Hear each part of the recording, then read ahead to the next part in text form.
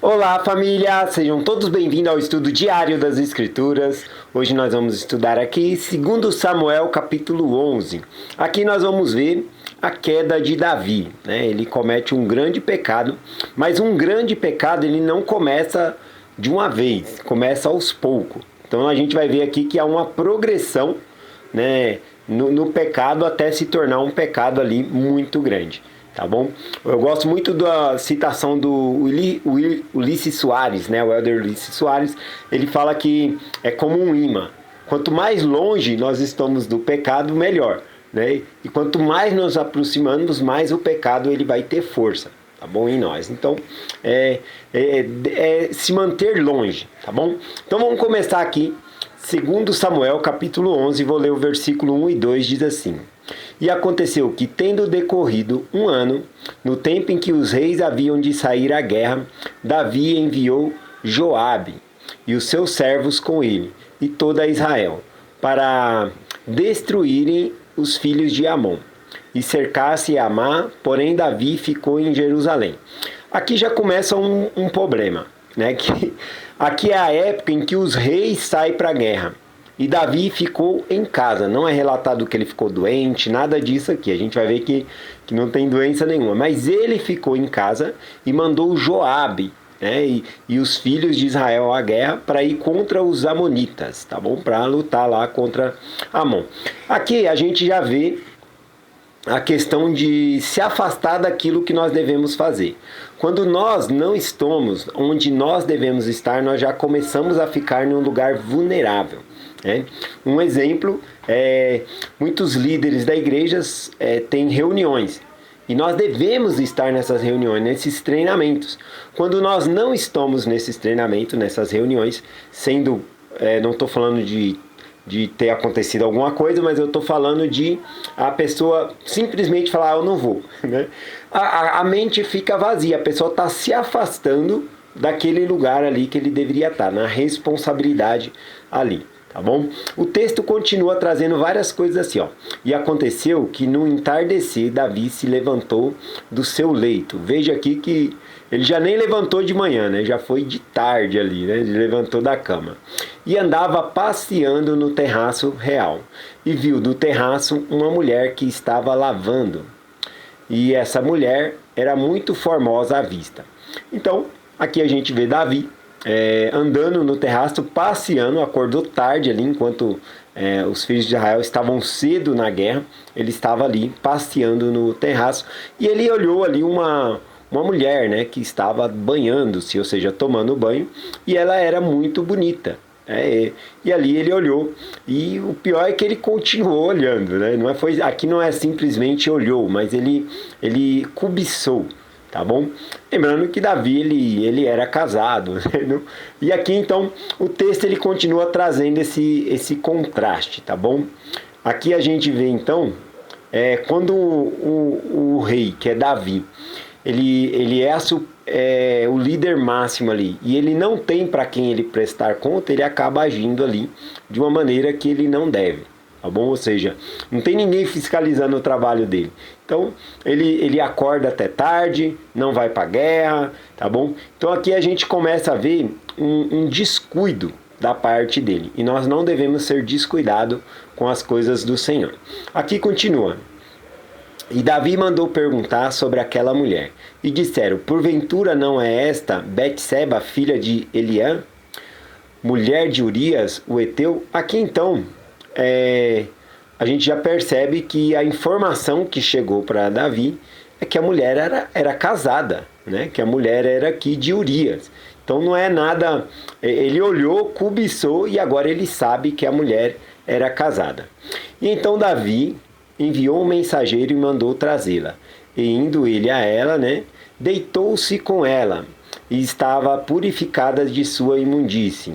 E então voltou ela para sua casa. Aqui é uma coisa importante, né? Porque ela vai ficar grávida. Aqui quando diz que ela já estava purificada, significa que ela teve um ciclo de menstruação. Isso mostra que ela não estava grávida do marido dela. Tá bom? Então essa informação só está aqui para que nós possamos ter certeza que quando anunciar que ela está grávida, o filho é de Davi. tá bom? Então não deve haver dúvida nenhuma. O texto ele é muito claro nesse aspecto aqui. E aqui fala, e a mulher concebeu e mandou dizer a Davi, estou grávida, né? Então a partir desse momento aqui, Davi ele tenta esconder esse erro aqui, tá bom? Esse pecado dele aqui. Vamos ver aqui ele tentando encobrir o pecado. Davi então mandou chamar, do versículo 6 em diante, mandou chamar, dizer a Joabe, envia-me Urias, né, o Eteu. Joabe enviou Urias a Davi. E vindo, pois, Urias, perguntou Davi como estava Joabe, como estava o povo, como ia a guerra.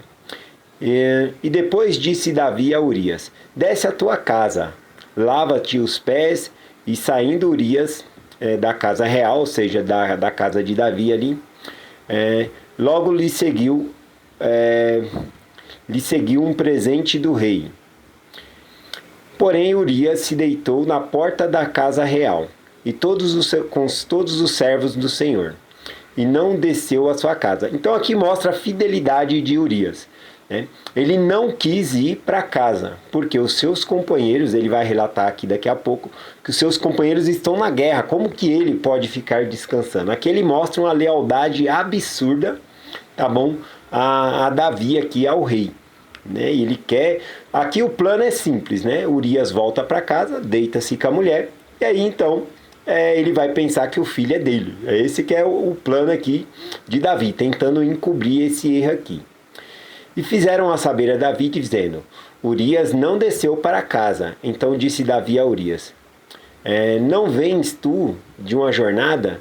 Não desceste para a sua casa? E Urias disse a Davi, a arca e Israel e Judá ficam em tendas, em Joabe, meu senhor, e os servos do Senhor estão acampados no campo, e eu hei de entrar na minha casa para comer, beber e me deitar com a minha mulher? Pela tua vida e pela vida da tua alma não farei tal coisa. Aqui então ele fala, eu não posso fazer isso. A arca de Deus acompanha as batalhas. Então a arca de Deus estava na batalha, o povo de Deus estava na batalha, e como que ele poderia? E os companheiros dele, né, lutando e ele ficando em casa. Aqui a gente vê realmente um contraste, porque é exatamente isso que Davi está fazendo. O povo está lá guerreando e ele está em casa, acordando tarde, indo no terraço, passeando despreocupadamente, né? É isso que nós vemos aqui. O pecado começou nisso, nele não está onde ele deveria estar. E aqui então a gente vê Urias, né, fazendo essa coisa aqui. E Davi o convidou, e comeu e bebeu diante dele e o embebedou. E mesmo assim, né, Urias, né, não foi para casa, né? Mesmo, aqui a gente vê esse contraste, que ele mesmo tendo embriagado ali, Urias, a gente sabe que a bebida ela entorpece os sentidos, a pessoa não pensa. Mesmo assim, Urias ele demonstrou fidelidade e não desceu para sua casa ali. Aqui, né, uma pergunta que já me fizeram há um tempo atrás, né, eu acredito que há 4 anos atrás, será que Davi aqui, ele não ficou com medo de Urias desafiar ele para um duelo, né? Porque, olha, ele engravidou minha mulher, né? Tirou minha honra, eu desafio ele para um duelo, né? E alguns sugeriram isso, dizendo que até Urias poderia ser o rei se ele vencesse Davi. Só que a questão é que em Israel não existia esses duelos de honra, não. Tá bom? Então, essa ideia está descartada, né? E Davi também, ele era um excelente guerreiro, também, né? Ele não temeria lutar com ele. O que ele está tentando aqui lutar é contra esconder o pecado dele. Ele está tentando a todo custo esconder o pecado dele. É isso que nós vemos aqui, tá bom? Na verdade, se for seguir, tem um ditado que fala assim, né? Pau que dá em Chico, dá em Francisco. Ou seja, a lei serve para um, serve para outro. Qual que é a situação de Davi aqui? O que deve acontecer com ele? Ele e Betseba, ambos adulteraram, eles deveriam ser apedrejados, né? Se for levar o risco da lei ali, seria isso, tá bom? Então, esse negócio de duelo, não, em Israel não existia esse tipo de duelo. A gente viu lá o gigante Golias desafiando Israel e ali foi um combate de guerreiros, tá bom? Não era um duelo por conta de honra. Então é diferente aqui. Vamos ver aqui do versículo 14 ao versículo 25, aqui eu só vou compartilhar rapidamente, né? Que Davi, então, depois de todas essas tentativas, o que ele faz? Ele escreve uma carta para Joabe, tá bom? Guarda esse nome que ele é muito importante para os estudos futuros aí, tá bom? Porque Joabe, ele é o capitão do exército.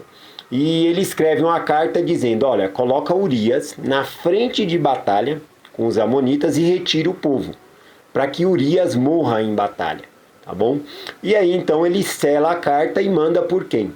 Por próprio Urias, tá bom? Então ele manda a carta para Joabe por mão de Urias. E Urias, sem saber, está levando ali a própria sentença dele de morte para Joabe. Então Joabe, ele abre a carta e coloca realmente ali Urias, né?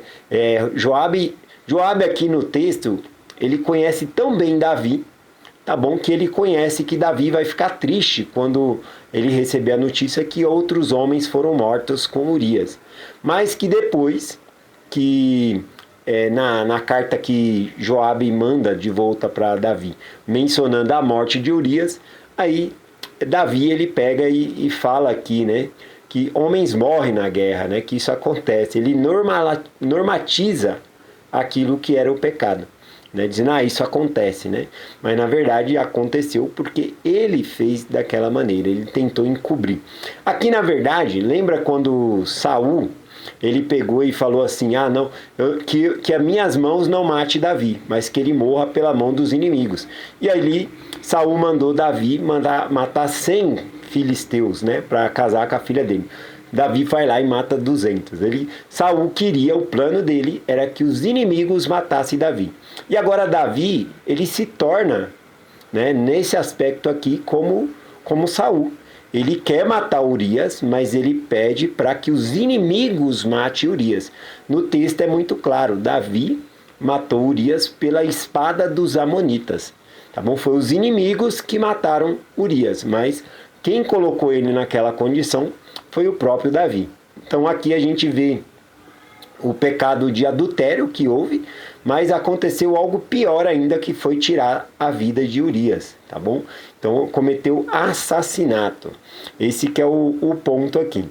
Bom, aqui é importante nós entendermos, né, sobre essa queda de Davi, né?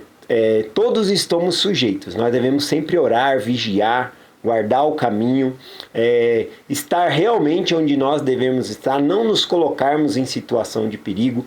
Inclusive, situação de perigo é a ociosidade, né? Não está onde nós devemos estar, né? Alguns dizem que o chamado nos protege, é verdade. A gente tem que estar onde o Senhor nos colocou, naquela responsabilidade que nós devemos fazer. A partir do momento que nós nos desviamos, a gente acaba ficando vulneráveis para outras coisas, tá bom? Aqui então, só compartilhando, né? O que nós sabemos é que Davi, ele perde a sua exaltação. De acordo com a doutrina da igreja, há reinos de glória. Reino celestial, terrestrial e o celestial, né? Então Davi, ele perde a exaltação no reino celestial, tá bom?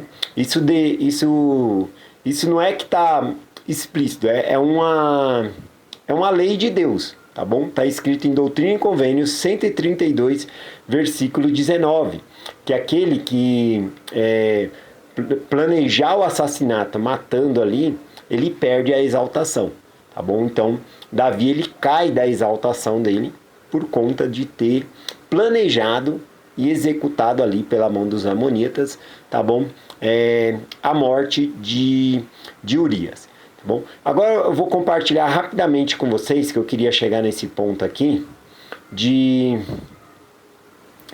Salmos capítulo 16, que Davi aqui, ele faz esse salmo aqui, e ele fala de algo no futuro, falando de Cristo também, mas ele fala da situação dele também, tá bom? E às vezes parece um contraste aqui com a situação. Então vamos lá. Salmos capítulo 16, a partir do versículo 8. Ele diz assim: tenho posto no Senhor continuamente diante de mim. O que significa tenho posto o Senhor continuamente diante de mim? Significa que eu coloco Deus em primeiro lugar na minha vida. Aqui é um contraste com o que ele mesmo havia feito antes, de não colocar Deus à frente. Ou seja, ele colocou o desejo dele à frente, tá bom? Então ele não colocou Deus à frente ali nessa questão aqui. Aqui o versículo 9. Portanto, alegra o meu coração, se regozija a minha alma, e também minha carne repousará segura. Esse alegra o coração aqui é somente que o que pode alegrar o coração é a presença de Deus, está na presença de Deus. Deus é o que vai dar a nossa alegria. O que o pecado trouxe para Davi, né? O pecado, ele trouxe o que aqui? Ele trouxe culpa, ele trouxe ansiedade, ele trouxe medo, ele trouxe engano, ele trouxe morte. Morte espiritual. É isso que o pecado trouxe para Davi aqui. Nada de bom. O pecado, ele promete prazer.